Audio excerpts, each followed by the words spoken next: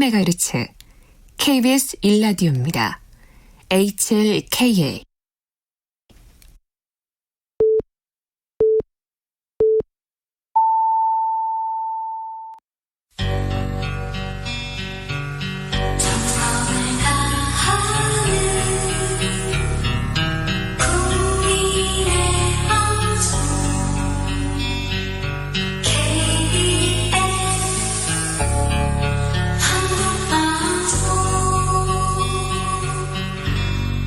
KBS 1라디오 라이브 비상대책위원회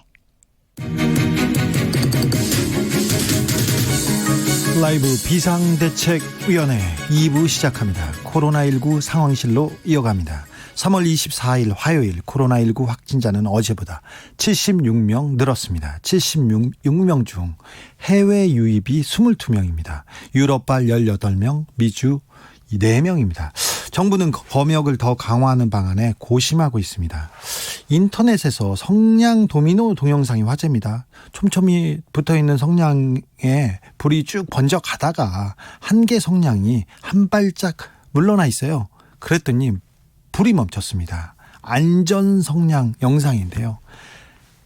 뭔지 아시죠? 사회적 거리두기가 그만큼 중요하다는 얘기 해주고 싶습니다. 몸은 멀리 있더라도 마음은 가까이, 사회적 거리두기 한 마음으로 지켜주시기 바랍니다.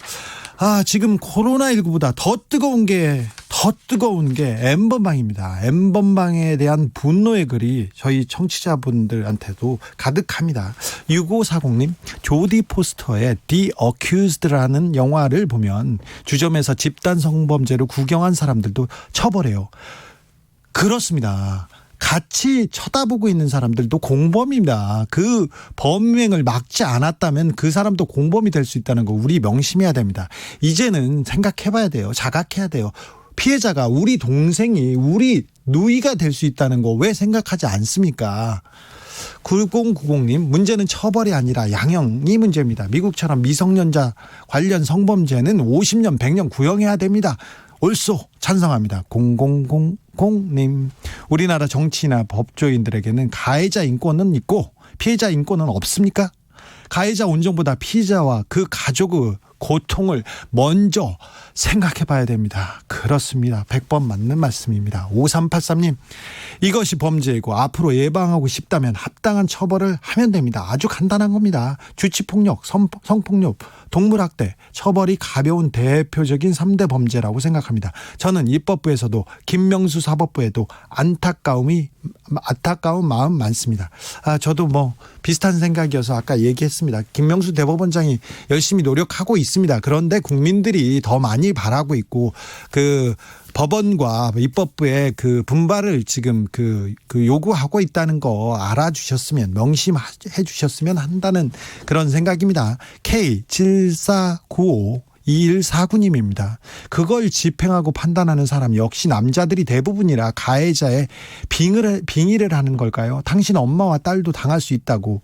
그 생각은 왜 미치지 않죠? 그래놓고 딸 낳고 키울 건가요?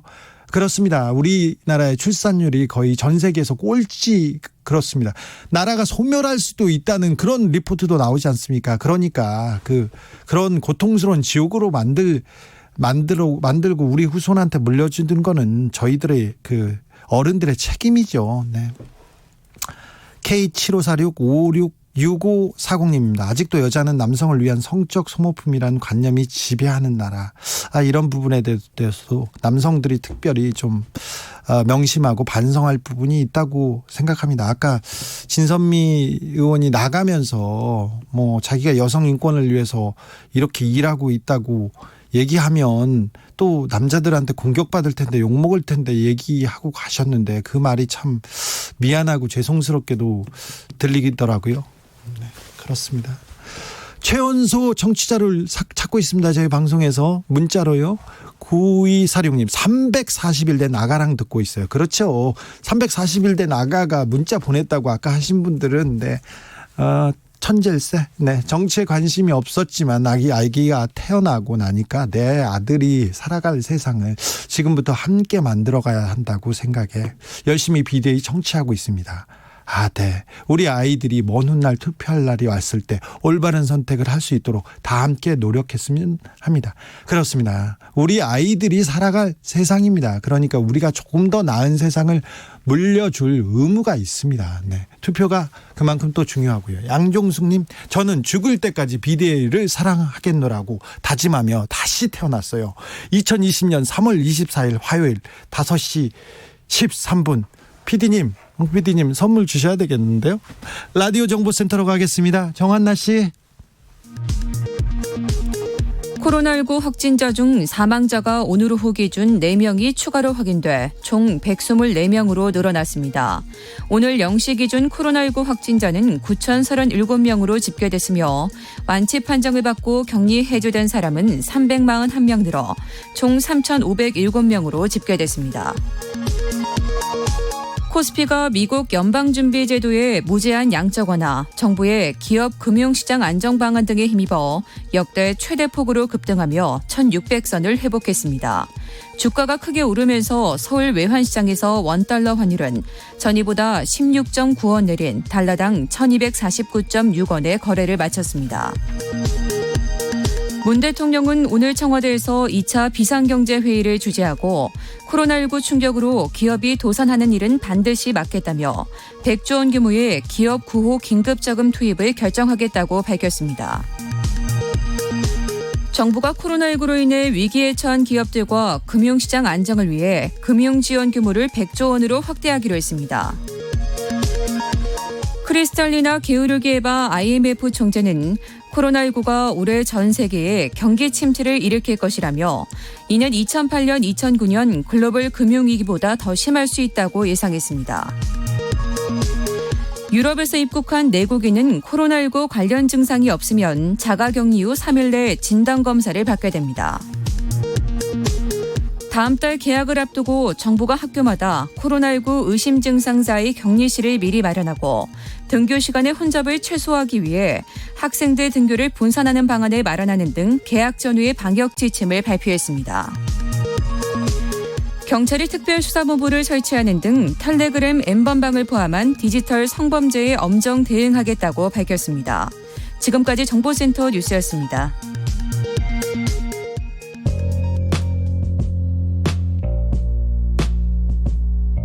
당신의 저녁은 예전 같진 않겠지만 계속 똑똑해진다.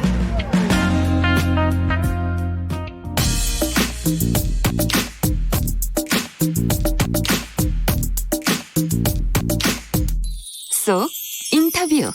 쏙 인터뷰 이어갑니다. 총선을 3주 앞두고 각 정당들 비례 후보들을 확정하고 있습니다. 지금부터 릴레이로 비례 1번 후보들 만나보겠습니다. 먼저 더불어시민당에서 비례 1번을 받았습니다. 대한의사협회 대변인을 지낸 신현영 명지병원 가정의학과 교수 스튜디오에 모셨습니다. 안녕하세요. 안녕하세요. 네. 더불어시민당 비례대표 1번으로 올리셨습니다. 이름을. 소식 듣고 기분이 어떠시던가요? 우선은 이런 중체대한 시점에서 네. 이렇게 무거운 책무를 맡은 것 같아서 마음도 무겁고 그만큼 책임감도 되게 무거워지는 상황인 것 같습니다. 네. 얼마 전까지 코로나 예. 대응 태스크포스에서 활약하셨고요. 명지병원에서 역학조사팀장도 하셨어요. 예. 정신 없으셨죠? 지금도 하고 있습니다. 지금도요? 예. 의료의 현장을 떠날 수가 없고요. 예. 사실 우리나라에 1월 20일 날 첫 환자가 발생했거든요. 예. 지금 어느덧 2달이 됐네요. 그래서 코로나 대응을 최우선으로 해서 의료 현장에서 환자 진료, 특히 저희 병원이 국민 안심병원이기 때문에 확진 환자도 보고 여러 가지 호흡기 환자도 적극적으로 보고 있거든요. 네. 그런 부분에서는 이 지역 거점 병원으로서의 역할을 열심히 하고 있고요. 예. 사실 그런 일들을 계기로 해서 네. 여기까지 오게 된 것 같아서 감사하게 생각하면서 코로나 대응 더 열심히 해야 되겠구나. 그리고 현장의 목소리를 더 전달해야 되겠구나. 그런 조금 책임감을 갖게 됐습니다. 코로나 대응을 하면서 정치에 나서겠다고 결심한 건 언제고 어떤 계기였습니까? 사실은 제가 의과대학 다닐 때부터요. 여러 네. 가지 보건의료의 이슈에 대해서 관심이 많았습니다. 네. 특히나 조금 얘기하자면 길겠지만 간단히 말씀드리면 의과대학 때도 사실 2005년에 쓰나미가 있었거든요. 예. 그때 인도네시아의 그런 보건의료 봉사를 통해서 또 이런 뭔가 퍼블릭 헬스 공공 의료와 네. 그다음에 WHO의 역할 이런 것들에 대한 개념을 알게 됐고요. 그 이후에도 전공의 협의회 그리고 여의사회 대한의료 대한의사협회 대변인 하셨어요. 예, 그런 막중한 임무를 사실 젊은 나이에 하면서 이런 의료에서 열심히 헌신하고 있는 선생님들이 국회에서 이런 입법 과정에서의 그런 것과 괴리가 있는 것들을 보면서 좀 안타까운 부분도 있었고요. 예. 그런 면에서는 이런 걸 잘 전달할 수 있는 의료계의 그런 인물들이 많았으면 좋겠다라는 소망을 갖고 있었는데 이번 기회가 오면서 저도 결심을 하게 된 것이죠. 네.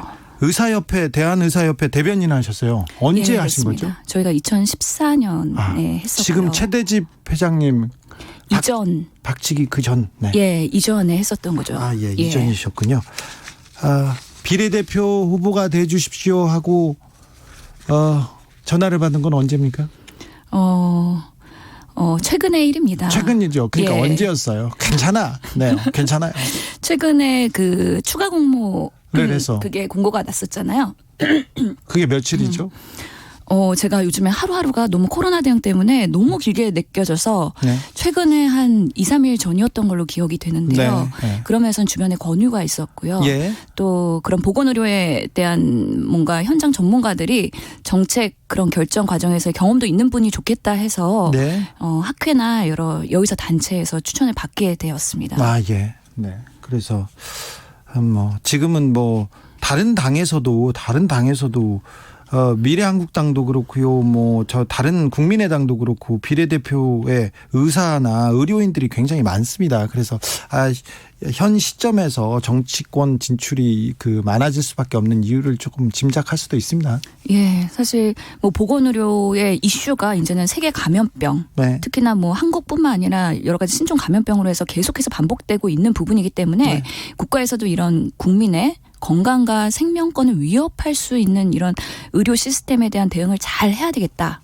이런 뭔가 중요성을 인정한 게 아닌가 싶고요. 특히나 이번에 코로나19 사태가 발생하면서 그런 대구 경북부터 해서 전국적으로 그런 환자를 최일선에서 보는 의사들에 대한 중요성 그리고 보건의료 단체에 대한 그런 중요성을 좀 더 높이 산 게 이번에 그렇게 기회가 온 게 아닌가 싶고요. 그거는 우리 당뿐만 아니라 다른 당까지도 모두 그런 공통된 네. 시각이었던 걸로 생각이 됩니다. 교수님 평소에도 정치에 좀 관심이 있으셨어요? 사실 저는 그냥 보건의료 전문가로서 네. 여러 가지 의료 현장에서 그리고 의료 그런 정책, 입법 이런 것들에 관심이 있었습니다. 네. 제가 할 거라고 꿈에도 생각을 해보지는 못했지만요. 네. 많은 분들이 주변에서 그런 리더십을 발휘하는 걸 봤었고 네. 더 잘했으면 좋겠다라는 그런 바람이 있었기 때문에 막연하게나마 없었다고 하는 거는 또 거짓말이 될 것 같고요. 그러면서는 이렇게 기회가 온 거고 그 시점이 맞닥뜨려지지 않았을까 생각을 해보게 됩니다. 국회의원은 어떻게 생각하셨어요? 국회의원의 자리. 우리나라 국회의원들은 어떻다 그런 생각하셨어요? 사흘 전까지. 우선은 되게 국회의원이 되게 중요한 자리지 않습니까? 예, 중요한 자리죠. 우리나라의 그런 입법 제도를 또 바꿀 수 있는 중요한 그런 자리이기 때문에 되게 그런 중요성은 충분히 인지하고 있었고요. 아쉬웠던 거는 이런 보건의료의 전문가들이 별로 없었다는 거. 네. 있었어도 한계가 있었다는 것. 네. 이런 것들을 충분히 알고 있었습니다. 네. 그런 면에서는 누군가라도 가서 올바른 그런 목소리를 내야 되겠다라는 그런 생각의 필요성은 인지하고 있었고요. 네.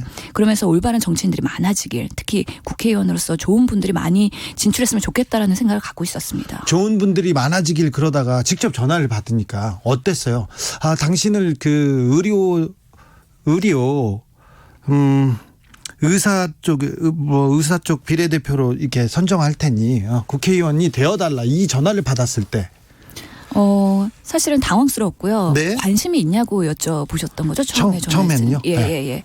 그래서 기회가 오면은 할 의향이 있겠느냐라고 여쭤보셨던 거고 네. 그러면서 고민이 많이 됐고 당황도 됐고 가족들과 상의도 했고 네. 여러 가지 그런 과정을 통해서 사실은 의사협회에서 일을 하면서 그런 간접적으로 의료 정치 활동에 대한 경험이 있었기 때문에 그래도 이번에 결단을 할 수 있지 않았을까. 전화를 받고 예. 고민해서 결단까지 걸린 시간은 얼마나 됐습니까?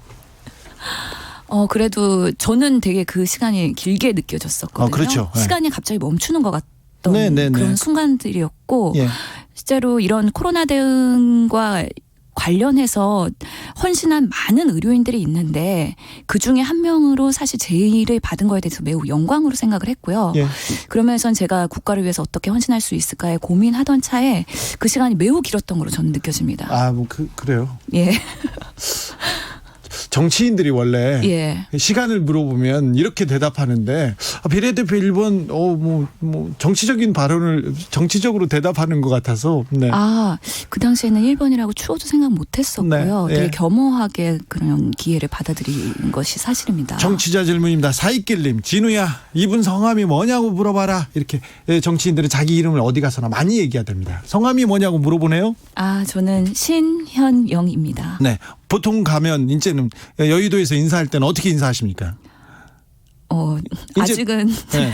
아직은 잘 모르겠는데요. 어느 당 비례대표 1번 누굽니다. 이렇게 얘기해야 되는 거 아닙니까? 아, 그렇군요. 더불어시민당 비례 후보 1번 신현영입니다. 강다솔님, 국회의 전문화 중요합니다. 신현영 교수님을 필두로 유능하고 전문적인 국회의원이 많아져야 됩니다.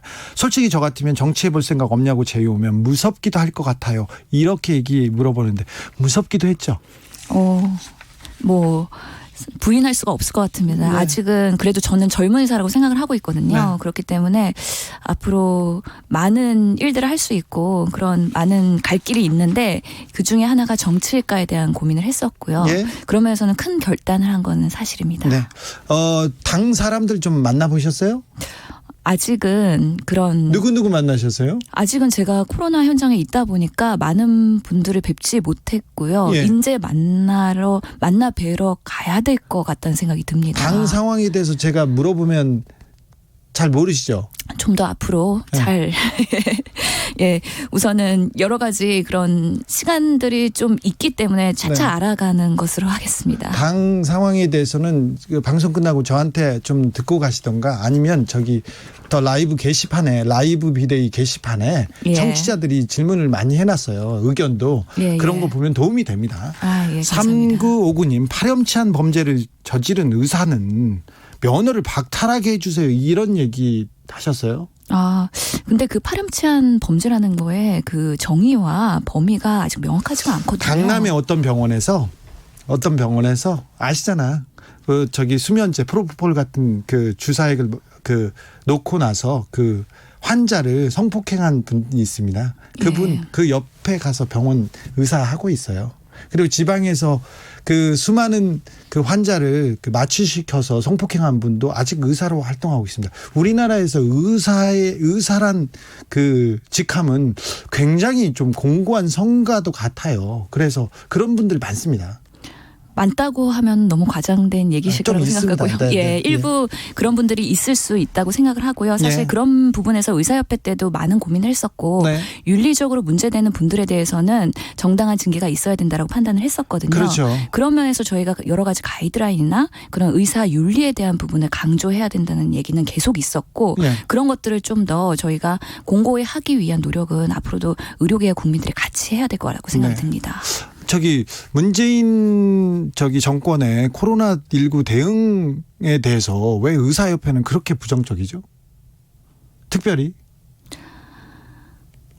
예, 뭐 어려운 질문이신 것 같아요. 여러 가지 의료 현장에서는 사실 국민들이 납득 못하는 여러 가지 그런 이해관계에 대한 갈등이 있는 것 같은데요. 네.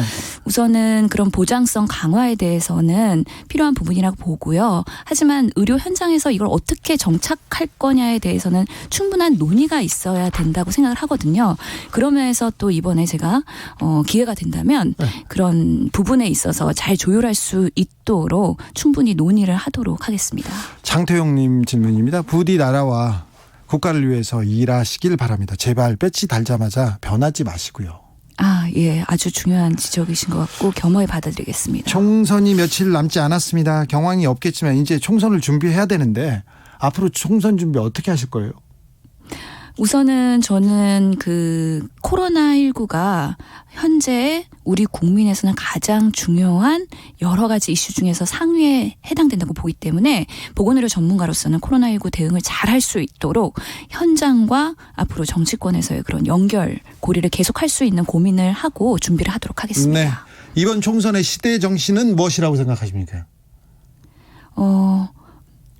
여러 직종들이 특히나 여러 시민단체와 그런 보건의료와 각각의 전문가 단체들이 모두 통합해서 그런 국민의 대의를 반영할 수 있는 그런 구성이 중요하지 않을까 생각해 봅니다.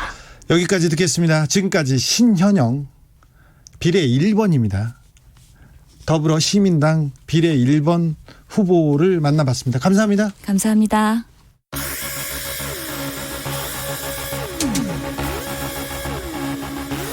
KBS 1라디오 오후 5시 5분부터 7시 라이브 비상대책위원회 Superstar, where you from? How's it going?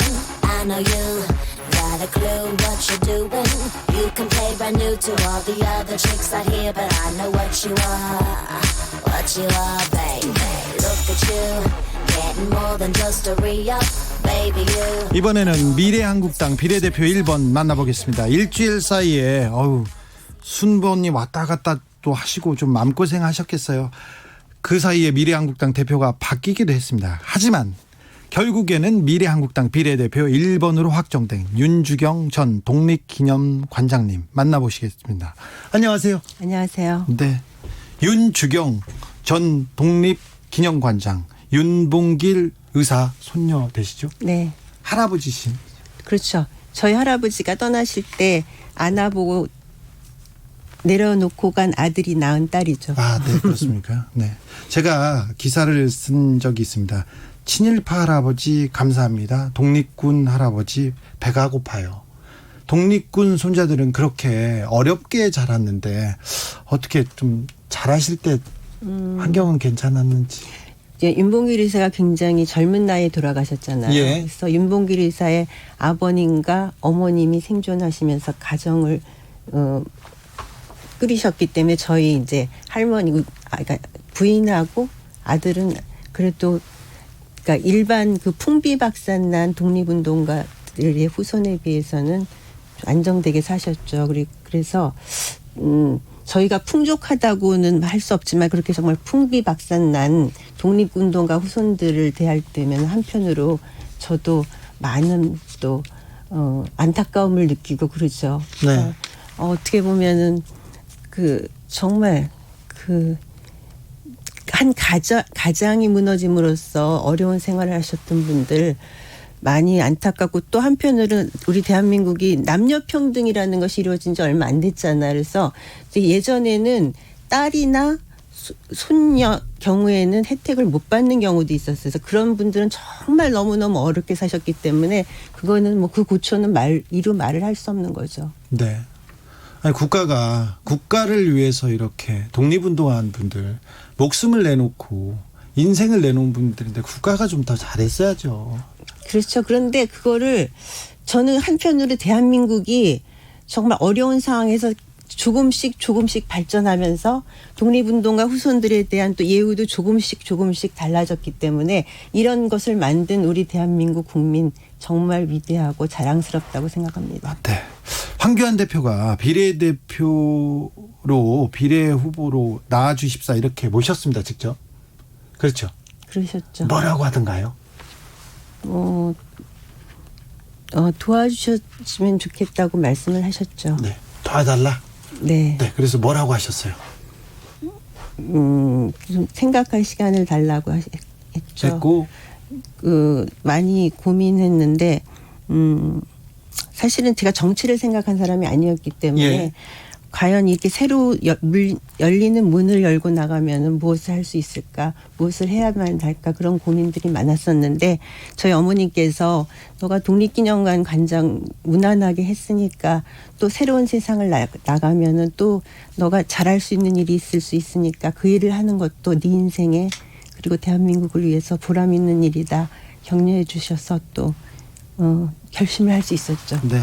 미래통합당으로 오셨습니다. 그런데 미래한국당에서 번호를 받으셨는데 번호가 1번으로 확정되기 전까지는 21번으로 가기도 하고 막 왔다가 거기 혼란이 많았잖아요. 그때 그걸 보고 좀 어떤 생각 드셨어요? 저는 굉장히 담담했어요. 그게 뭐 이렇게 그런데 그런 과정을 지켜보면서 저는 우리 대한민국 국민이 정말 우리 독립운동을 얼마나 소중하게 여기는지를 저는 그 시간을 통해서 또 확인할 수 있었고 그래서 독립운동가 후손으로서 더 또 자긍심을 가질 수 있는 그런 시간이었죠. 굉장히 긍정적이시군요. 그런가요? 네.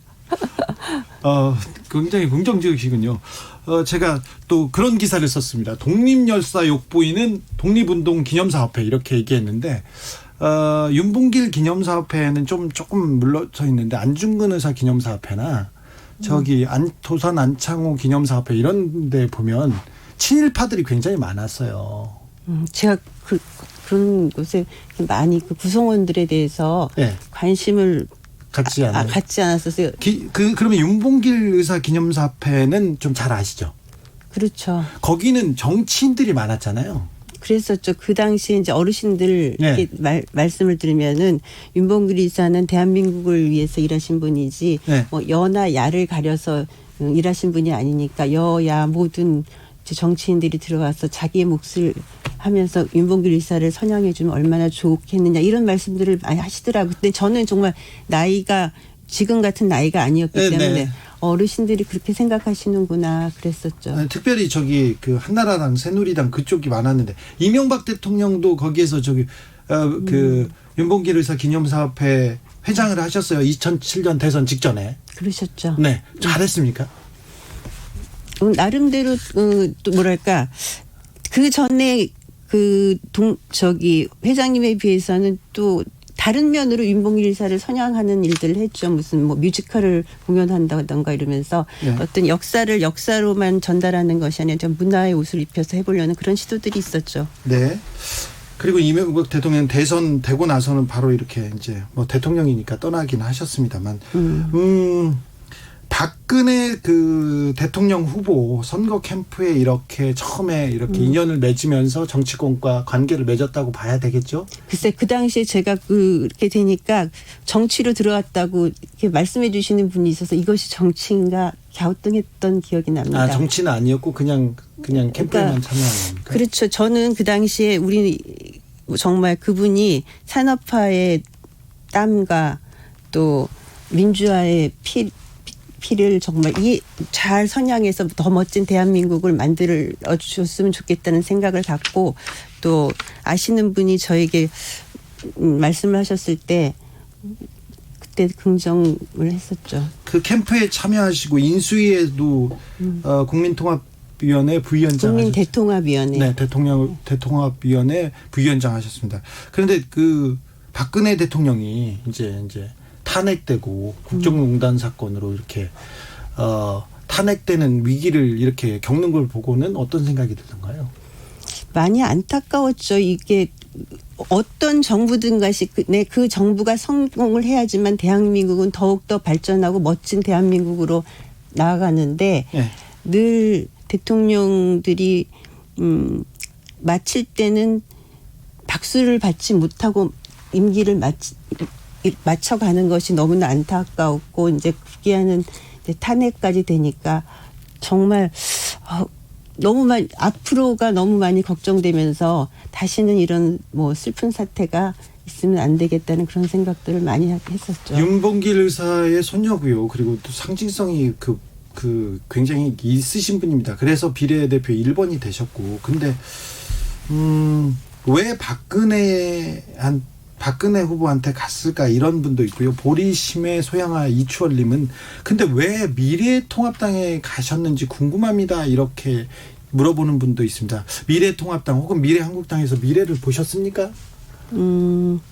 저는 독립운동은 정말 여야가 없다고 생각합니다. 독립운동을 어떤 정파의 잣대로 보는 것은 옳지 않다고 생각하고 네. 독립운동은 대한민국 국민이라면 누구든지 자랑스럽고 소중한 우리의 역사고 독립운동 정신은 우리 국민들이 올바르게 계승해서 자유와 정의와 평화의 대한민국을 만들어내는 것이 또 오늘을 살아가는 우리의 몫이라고 생각하기 때문에 네. 그것은 어느 당이든지 다 그 정신을 구현하는 것이 옳다고 생각하고 그런 역할을 제가 할 수 있다면은 그것은 좋은 일이라고 생각해서 제안이 왔을 때 긍정을 할 수 있었죠. 미래통합당, 특별히 미래한국당에서 이 역할을 많이 해주셔야 됩니다.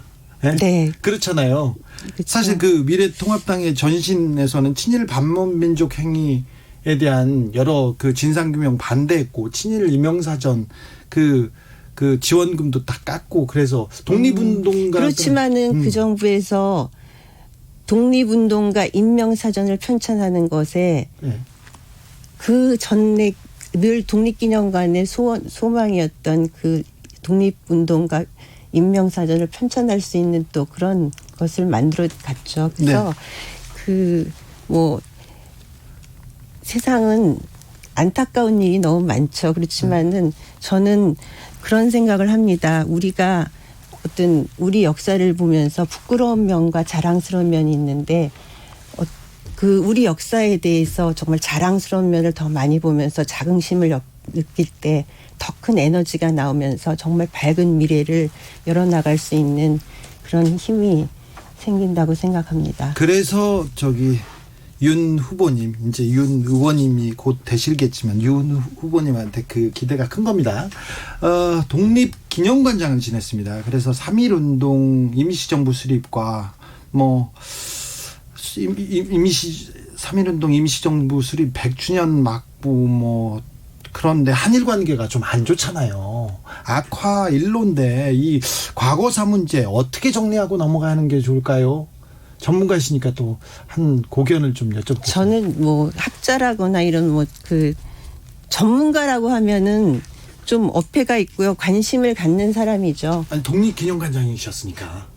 독립기념관 관장인데 제가 역사학자가 아니었죠. 네. 저는 독립기념관이 어떤 방향으로 나가야 되는지를 키를 잡고 가는 사람이지 연구의 하나하나를 다 제가 관장하거나 네. 그런 건 아니죠. 그거는 그분 역사학者전문인들한테 맡겨야 되는 거지 관장이라 해서 내가 오늘부터 관장이 하면서 전문가인 척하는 거는 그건 너무나 잘못된 일이고 부끄러운 일이죠. 한일 관계가 지금 안 좋잖아요. 그런데 제가 말씀드리는 것은 정말 한일 관계가 안 좋은 것은 네.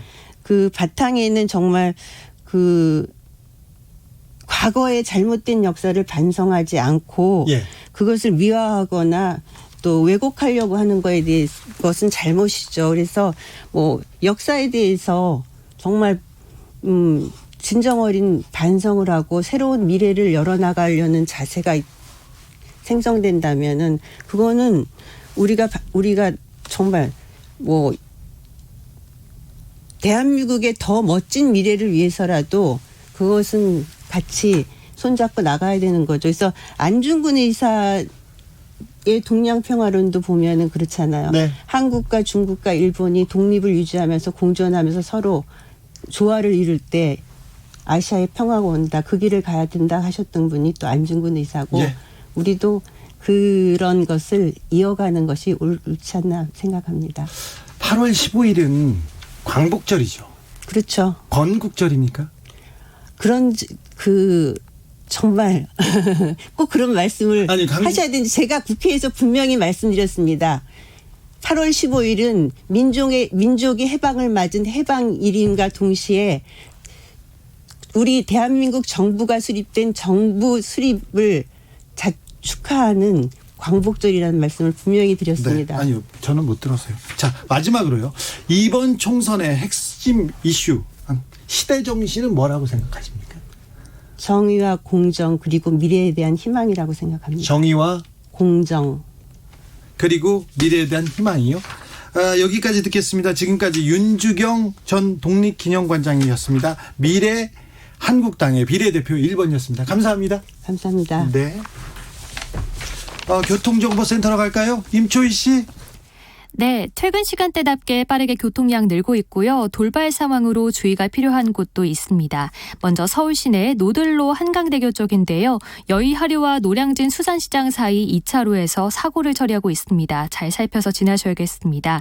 고속도로는 경부고속도로 부산 방향 남이분기점 1차로에서 사고 처리를 하고 있고요. 주의하셔야겠습니다. 이후 신갈 분기점과 수원 사이 막히고요. 서울시 구간 한남과 서초 사이 밀리고 있습니다. 남부권은 남해고속도로 순천 방향인데요. 하만 1터널 2차로에서 고장난 화물차를 처리하고 있으니 주의하셔야겠습니다. 반대 부산 쪽으로는 하만 2터널과 대전 분기점에서 덕천 사이 정체 나타나고 있습니다. KBS 교통정보센터였습니다.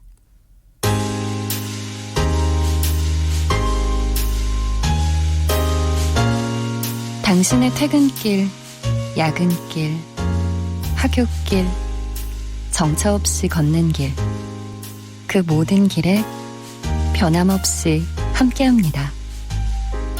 KBS 1라디오 라이브 비상대책위원회.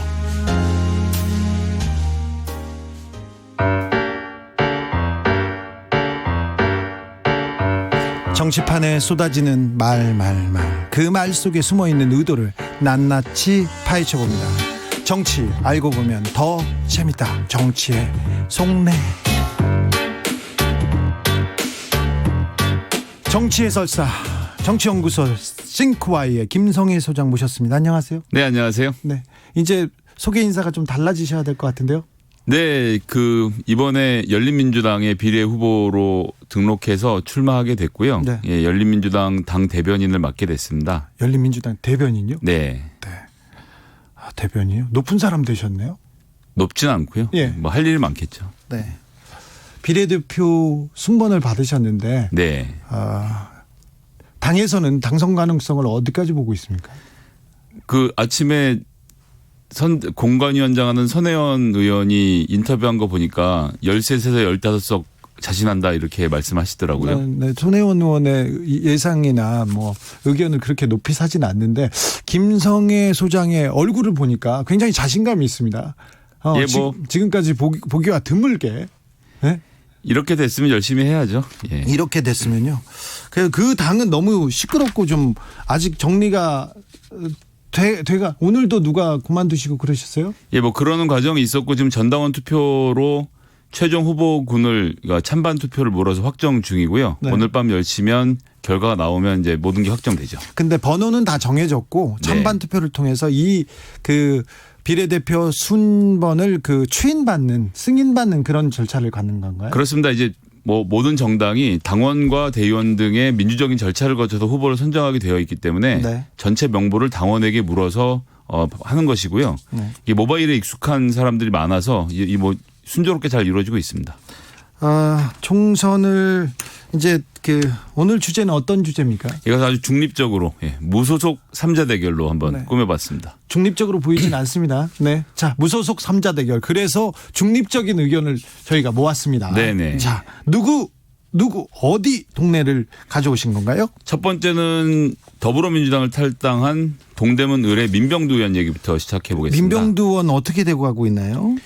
지금 이제 미투 논란으로 컷오프가 됐고요. 네. 그런데 무소속으로 출마를 강행하겠다라고 했고 1등을 하지 못하면 언제라도 후보를 내려놓겠다라고 선언한 상태죠. 1등을 하지 못하면 그러면 여론조사에서 1등을 하지 못하면 자기가 언제라도 후보를 그만두겠다 이렇게 표가 갈리는 것을 막겠다라는 것이고요. 예. 자기가 2등이나 해서 상대방에게 넘겨주는 경우이거나 뭐 그런 경우에는 무조건 물러나겠다라고 이야기를 하는 거죠. 근데 여론조사가 많잖아요. 그리고 이게 어떻게 해서 당에 뭐 공인을 받는 그런 여론조사가 있는 것도 아니고. 정치적 레토릭인 거죠. 아, 그런가요? 예. 여기 이제 동대문 얘기는 제가 조금 잘 아는데 네. 잠깐 좀 해드리면 80년에 공화당의 청년부장 하던 김영구 의원이 비례로 시작해서 그 뒤로 5선을 내리 동대문에서만 했어요. 민정당 사무총장을 지낸 진짜 그렇죠. 중진이었습니다. 예. 그런데 제가 사실은 이제 이 지역구에 2000년 선거운동을 했던 실무자 중에 한 명이거든요. 아, 누구예요? 허인회 위원장이 2000년에 새천년 민주당으로 출마를 해서 고려대 총학생회장을 지내고 운동권에 네. 굉장히 상징적인 인물이었는데요. 그분이 나가기만 하면 떨어져요. 그런데 첫 선거를 11표 차이로 네. 너무나도 안타깝게 떨어졌는데. 근데 떨어질 때마다 굉장히 아깝게 떨어집니다. 허인회 후보가. 그랬는데 이제 그걸 해놓고 제가 부정선거 진상조사위원회를 구성을 해서 예. 선거를 무효 소송을 이겨버렸습니다. 그래서요. 그래서 허인회 위원장이 다시 출마를 했는데 거기에 송파에 계시다가 홍준표 대표가 넘어와서 예. 그 선거를 이긴 다음에 또 홍준표 대표가 한참 잡았죠. 네. 그러니까 이게 제가 무슨 얘기를 하는 거냐 하면 이 지역이 사실은 서민들도 많이 사시고 층으로 보면 그 더불어민주당이 편할 것 같은데 그 이제 재개발하는 과정에서 김영구 의원에게 혜택을 본 많은 지역 주민들이 여기에 대한 지지세를 좀 굳혔기 때문에 쉽지 않은 동네였는데 민병두 의원이 들어와서 이 지역구를 처음으로 탈환을 하고 굉장히 탄탄하게 지역구를 다져온 건 또 사실이거든요. 네. 그랬는데 뭐 이제 한 예로 그 상가에 계시는 분들이 민병두 의원 인사를 하러 오면 내가 당신을 지난 4년 동안 100번을 넘게 봤다. 이런 얘기를 할 정도로 정말 지역구를 샅샅이 훑고 다닌 분이거든요. 네. 그랬는데 지금 이제 컷오프가 돼서 못 나오게 하니까 그러니까 내가 아니면 안 된다라는 생각 본인이 굉장히 강하게 가지시는 것 같아요. 근데 네. 제가 이제 생각하기에는 워낙 이분이 재능도 많으시고 그 분석이나 이런 정무위에서 특히 활동을 잘 해오셨기 때문에 국회의원이 아니더라도 전문적인 역량을 살려서 뭐 할 수 있는 일이 많이 있었을 것 같은데. 네. 민주당의 대표적인 전략통이었고요. 예, 그렇습니다. 당에서도 뭐 활동 많이 하셨습니다. 예, 다른 일도 갈 수 있었는데 이제 무소속 출마를 강행하셔서 좀 안타까운 상태죠. 네. 예. 자, 그래서 네. 한 발 더 들어가야죠. 자, 객관적으로 쑥 들어가 봅시다. 그래서 이해운, 민병두 그리고 청년 후보였죠. 장경태 후보. 이 3자 대결은 어떻게 될 것 같습니까? 저는 여기서 봐야 되는 게 여기 구청장 이야기를 하지 않을 수가 없는데요. 예. 유동열 구청장이 민주당이죠. 예, 그런데 2000년에도 구청장을 했던 이 동네 맹주 중에 한 명이거든요.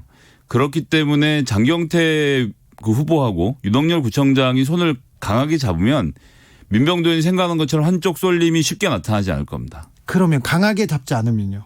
강하게 잡아야죠. 네. 그 자당 후보가 선거를 나왔는데 거기서 느슨하게 잡는 것은 있을 수 없는 일이기 때문에. 그런 일 많잖아요. 선거 때마다. 그렇지만 지금은 그렇게 하기 어려울 거라고 보고요. 유동열 구청장과 그 뭐 지지자 그룹들이 장경태 후보하고 잘 단결해서 한다면 이번 선거 좀 뭐 승산이 있다고 생각을 하고요. 아, 민주당이요? 그렇죠. 그러면 3자 대결을 해도 승산이 있습니다. 3자 대결은 안 하기로 했으니까 민병두 의원이 본인이 1등을 하지 않는 이상은 물러나신다고 했으니 그 결과를 좀 지켜봐야 되겠죠. 그래도 무소속 출마를 하면 그 3자 대결 그냥 끝까지 가는 경우가 있지 않습니까? 그래서 3명 다 내가 이긴다. 여론조사에서는 분명히 차이가 나는데도 그렇게 그런 경우가 많잖아요. 그런데 이제 공언을 했으니까 좀 민병두 의원이 그 약속은 지킬 거라고 생각합니다. 아, 그래요? 예. 다른 지역으로 가겠습니다. 이번에는 어디입니까? 예. 이번에는 그 문희상 의장의 아들 문석균 씨 얘기를 안 할 수가 없네요. 더불어민주당을 탈당하고 무소속으로 출마했습니다. 아버지가 이 지역의 지주, 맹주, 그다음에 토호입니다. 네. 사실 문희상 의장이 아니면 의정부 갑을 어떻게 이기느냐라고 이야기하는 사람이 많거든요. 네, 의정부가 쉽지 않은 동네고. 쉽지 않은 동네입니다. 네. 그래서 뭐 본인이 갖고 있는 지역 이런 것들 때문에 잘 해왔던 것도 사실이고. 네. 그러면 이제 사실은 선수들끼리 놓고 보면 네. 이런 판에는 한번 쉬는 게 정답이거든요. 네. 문석균 씨가 여러 가지로 억울함은 있겠지만 어쨌든 바로 이어서 하면 세습 논란이 있으니까 이번 선거에 사실 아주 냉정하게 얘기하면 그냥 오영환 후보 안 도와주고 가만히만 있어서 그 의원이 미래통합당 쪽으로 교체가 되면 4년을 다음번에. 기다렸다가 나 아니고 누가 하겠느냐. 지난번에 내가 참고 출마도 안 하지 않았냐. 희생했다. 그러니까 이번에는 나에게 기회를 달라라고 하면 자연스럽게 다시 그 싸워볼 수 있는 기회가 있었는데 전 무소속 출마는 좀 무리였다 이렇게 좀 아니, 평가를 해보겠습니다. 국회의원 나오는 사람들이 국회의원 되겠다는 사람들이 나 아니면 안 된다는 생각 많아요. 나 아니면 대통령도 안 된다는 사람도 많고. 그렇죠. 예, 이번에 컷오프 되잖아. 다른 데로 가고요. 컷오프 돼. 나를 떨어뜨리고 니네가 이겨 이런 생각 많이 합니다. 과대망상도 있는데 아니 근데 이 부분이 진짜 자신 있을 수도 있잖아요. 내가 무소속으로 나가서 이길 수 있다 이렇게 생각하시는 것 같아요. 여기는 사실 저는 아까 전 동대문에 비해서는 완주할 가능성이 훨씬 높고 문석균 씨는 예 여기는 해봐야 아는 상황인 것 같네요. 제가 예. 지금 정확하게 뭐 여론이 몇 대 몇이다라고 말씀드린 그렇지만 여기는 또 3파전이 아니라 4파전이지 않습니까? 네 그렇긴 한데 그 특히 홍문종 후보도 만만치 않고 예, 친박 신당이죠. 예. 예. 그리고 지금 미래통합당 강세창 전 당협위원장 이렇게 붙고 있는데 사실 완전 혼전이라 어떻게 될지 모르는 상태로 가면 이거는 내가 이길 수 있겠다 생각하고 끝까지 도전해 보긴 할 것 같습니다. 여기는 4파전으로 4명이 계속 달려갈 수 있네요. 네, 여기는 그냥 이대로 가서 결과를 볼 때까지 결과를 알 수 없는 상태가 되지 않을까. 굉장히 혼전이 예상됩니다. 혼전입니까? 네. 그래도 누가 유리하다 이런 거는 모르겠네요. 여기는요? 예. 여기는 정말 모르겠습니다. 다 박빙이에요. 누구도 이길 수 있습니까? 누구도 이길 수 있고 누구도 질 수 있습니까?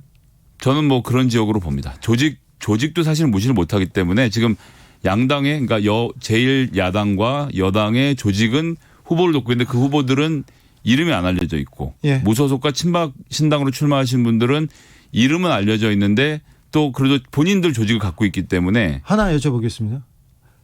문희상 의장 의정부 갑에서 국회의원인데 그 민주당의 조직은 지금 오영환 후보를 돕고 있습니까? 아니면 문석균 후보를 돕고 있습니까? 얼마나 갈라졌습니까? 제가 듣기로는 문석균 후보 쪽으로 좀 더 많이 갈라져 있는 상태로 들었거든요. 네. 그러니까 이게 뭐 결코 쉬운 일이 아니죠. 그리고 이렇게 하면 사실 안 되는 거라서 좀 안타깝습니다. 안타까운데 여하튼 승부를 보고 나면 모든 것이 리셋이 된다. 선거가 끝나면 또 새로 시작하는 거니까요. 예. 여긴 좀 지켜봐야 될 것 같습니다. 다음으로 만나볼 동네는 어디입니까? 예, 이번에는 미래통합당을 탈당한 윤상현 의원 지역구 이 가보지 동네 않을 수 궁금합니다. 없죠. 예. 예, 미추홀을 여기가 예전에 남구였는데 이 네. 이름을 미추홀을로 바꿨는데요. 동네 이름을 바꿨나요? 예, 남구라는 이름을 미추홀구라는 이름으로 바꾼 걸로. 예. 예. 옛날엔 동서남북 이렇게 했던 것들을 네. 다시 옛날 명칭을 찾아가는 거죠. 네. 근데 이제 윤상현 의원 3선인데 이 양반 왜 낙천했는지 사실은 좀 이야기가 어려운 측면이 하나 있고요. 친박이고요. 너무 박근혜 그 전 대통령하고 가깝다고 누나 하면서 계속해서 저 호영호제가 아니라 누나 잘 모르겠습니다. 네. 그런 거 했잖아요. 그래서 가깝다 친박 인사다. 그래서 뭐 이 시대 그래서 탄핵 끝나고 나서 가장 먼저 돌아선 사람 중에 하나인데. 아니 그렇기도 예. 하지만 이렇게 좀 정리하는 게 그 새 시대를 미래를 열기에는 통합하기에는 낫다 이렇게 생각했겠죠. 저는 그런데 이제 미래통합당이 그렇게 해서 컷오프 시키는 데는 본인들 뭐 일가견도 있고 잘했다고 생각하는데 여기다 어떻게 안상수 의원을 배치할 생각을 했는지. 아니 바깥에서 생각하기에는 안상수 인천시장을 2번이나 지냈고요. 3번 지냈습니까? 아니 현역 의원인데 지역구를 옮기라고 하는 게 이게 무슨 소용이 있냔 말이죠. 아니 자유한국당 정도의 조직도와 지지세가 있으면 특히 인천에서 그러면 뭐 젊고 유능하거나 참신한 사람을 배치했으면 윤상현 후보가 이렇게까지 반발 못했을 텐데 현역 의원들끼리 싸우라고 이렇게 붙여놓는 건 저는 미래통합당이 잘못했다고 생각해요. 아이 윤상현 후보는 젊고 참신한 의원이 그 후보가 나왔어도 나았겠죠. 뭐 그랬을 가능성은 배제는 못하겠습니다만. 그런데 아무튼 그래서 근데 안상수 의원의 그 경쟁력도 만만치 않기 때문에 미래통합당이라는 큰 당 그리고 인천에서 미래통합당이 굉장히 지지를 받고 있는 것도 사실이고요. 그래서 충분히 그 싸워볼 만한 그런 구도가 아닌가요? 그렇습니다. 그래서 둘이 싸워볼 만한 구도이기 때문에 어부지리는 사실은 더불어민주당으로 출마한 남영희 후보에게 있지 않나 싶은 생각입니다. 여기는 일단 재밌는 게 남영희 후보가 그 청와대 행정관의 이력을 가지고 동네를 돌아다니는데 여성 후보인데 지역구 친화적인 스타일의 사람이 이렇게 막 악수 잘하고 막 사람들 이렇게 잘 어울리는 이런 성격의 사람이긴 한데 어쨌든 이 지역에 또 맹주인 박우섭 구청장을 꺾지 않았습니까? 경선에서. 네. 놀라운 이변 중에 하나였는데요. 네. 그렇게 꺾고 올라오니까 사람들이 다시 보기 시작을 하는 거죠. 예. 그런 상태인데 사실 윤상현 의원하고 1대1로 붙었다고 하면 그러니까 이 지역에 뭐 지원하는 사람이 적기도 했겠지만 윤상현 대 남영희로 1대1로 붙었다면 윤상현 의원에게 훨씬 더 가능성이 많았겠지만 3자 구도인데 지금 말씀하신 것처럼 안상수 의원도 무시 못할 힘이 있고 윤상현 의원도 무시 못할 힘이 있으니까 두 사람은 무조건 내가 된다 생각하고 완주할 가능성이 높고요.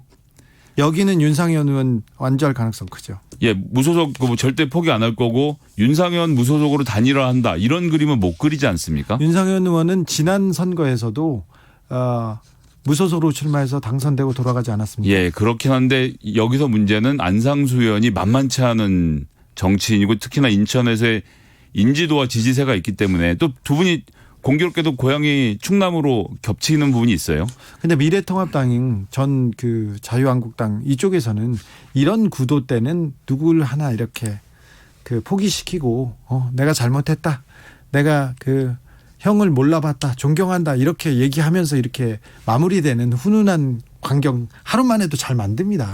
여기 단일화 될 가능성 없습니까? 저는 윤상현 의원이 지금 와서 단일화한 다음에 물러나는 것에 본인의 실익이 어디 있겠는가. 끝까지 승부를 던져서 해보겠다는 생각을 할 수밖에 없는 구조라서 그렇게 되면 윤상현 의원과 1대1로 붙었을 땐 모르겠지만 남영희 후보에게 유리한 점이 좀 있지 않나 싶은 지역이네요. 네, 그러네요. 아, 여기 재밌습니다.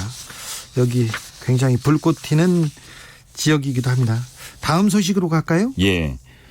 정의당의 지지율이 지금 이제 계속 최저치로 떨어지고 있는 2년 안에 최저치라고 하는데 네. 이게 사실은 이제 심상정 의원 지역구도 지금 뭐 3자 대결을 해야 되는 상황이고 그래서 그 심상정 의원의 지역구 얘기하시려고 그래요? 여기 이제 지역도 그렇고 지금 이제 비례연합정당 때문에 정의당 자체도 지금 골머리를 썩고 있어서 심상정 의원 속이 좋지 않은 상태가 아닐까 좀 네. 걱정이 되더라고요. 심상정 대표도 그렇지만 정의당 분들이 요새 기운이 없으시고요. 얼굴이 계속 매일 볼 때마다 좀 검게 변하고 있어가지고 좀 걱정이 됩니다. 근데 이제 이게 비례대표를 연동형이라는 것을 도입하면서 국민들의 머릿속에 무슨 생각이 생겼냐면요. 예전에는 내가 지지하는 정당은 민주당이지만 그 비례 같은 경우는 정의당도 한석 시켜주는 게 좋겠어. 이런 의미로 정의당을 찍는 분들이 있었는데. 그런 사람이 있었죠. 예, 근데 연동형 비례대표제에서 정의당이 가장 크게 얘기했던 건 뭐냐면요. 각자 지지하는 정당을 찍어야 된다. 연동형에서. 네. 이런 주장을 막 하면서 비례정당들이 생기는 이런 환경에서 정의당을 지지하지 않았지만 정의당에게 비례후보, 그러니까 정당 투표를 했던 사람 유권자들이 지금 정의당을 떠나는 형국이라고 좀 보거든요. 그 표들을 다른 정당들이 가져가는 바람에 정의당의 지지율이 정말 정의당을 시종일관 지지하는 분들의 지지도만 받고 있는 상태로 가서 정의당이 사실은 이번 연동형 비례대표제에서 가장 큰 혜택을 볼 거라고 모두가 예상을 하고 있었는데 일이 정말 거꾸로 돌아가네요. 좀 안타까운 측면이 많습니다. 정의당 후보 정책, 비전, 경쟁력이 있는데요. 그 정의당의 모습을 지금 못 보여주는 것 같아요. 그리고 사실 이번에 비례대표 선정하는 과정의 그 의미와 뜻은 알겠는데 정말 지금 말씀하신 비례든 지역이든 정의당의 정책과 이런 것들을 잘 나타낼 수 있는 아주 두각을 나타내는 인자들이 많이 있거든요. 특히 40대 포진하고 있었는데 이런 분들이 이번 비례 경쟁에서 탈락을 많이 했어요. 예를 들면 강종 후보 같은 경우는 자체 토론 프로그램 JED라는 것을 해서 거기서 계속 1등을 했음에도 불구하고 이 투표에서 순위가 밀려갖고 밖으로 나가게 되는 이런 모습을 보니까 이런 분들이 좀 전면에 부각이 돼서 정의당을 견인했으면 지지율이 올라갔을 텐데 지금 나와 있는 비례대표 후보군이 정의당의 정체성을 정확히 설명하면서 정의당의 비전을 보여주는 데는 조금 부족함이 있지 않았나 그런 아쉬움이 드네요. 심상정 대표가 지역에서 굉장히 고전하고 있습니다. 그리고 다른 정의당 후보들도 거의 지역에서 고전하고 있습니다. 선두를 달리고 있다는 뉴스나 뭐 소식을 접하지 못했어요. 그러면 지금 이렇게 정의당의 최악의 시나리오는 그러면 비례 몇 석을 남겨놓고 젊고 참신한 비례 몇 석을 남겨놓고 나머지 지역구에서 아무도 중진들은 아무도 그리고 기둥이 될 만한 사람은 아무도 원내 진입 못하는 그런 가능성 굉장히 있습니다. 뭐 있긴 있는 상태인데요. 특히 심상정 의원 본인 지역구에서 조만간 승부가 날 것 같은데 네. 두고 봐야 될 것 같습니다. 정의당도 뭐 힘을 내겠죠. 네. 정책을 보여주고 비전을 보여주겠죠. 네, 정의당의 또 분발 기대합니다. 지금까지 정치의 속내 정치연구소 싱크와이의 김성희 소장 함께했습니다. 네, 감사합니다. 감사합니다. 스티비 원더의 슈퍼스티션 들으면서 라이브 비데이 오늘 마무리하겠습니다. 이효재님, 불의에 나서지 못한 죄, 여성을 동등하게 생각하지 못한 죄, 제 나이는 마이너스입니다. 앞으로라도 비데이를 들으며 나이값 하려고요. 제 나이는 꽝이었습니다. 이분 선물을 줘야 되는 그런 고급 문자를 보내셨습니다. 7710님, 물리적 최연소는 아니지만 국회의원 아베라는 이름만 나오면 열변을 토하는 13살 첫째, 매일 11시에 나오는 코로나19 브리핑 들으면서 확진자 숫자를 알려주는 7세 셋째, 김용민 라이브 비데이 덕분에 시사에 눈을 뜬 최연소들이 아닐까 싶네요. 훌륭한 인재들이 무럭무럭 자라고 있습니다. 퀴즈 정답은 1번 국회였습니다. 모바일 커피 쿠폰 받으실 분은 라이브 비데이 홈페이지에서 확인하시고요. 저는 내일 오후 5시 5분에 다시 돌아오겠습니다. 지금까지 주진우였습니다.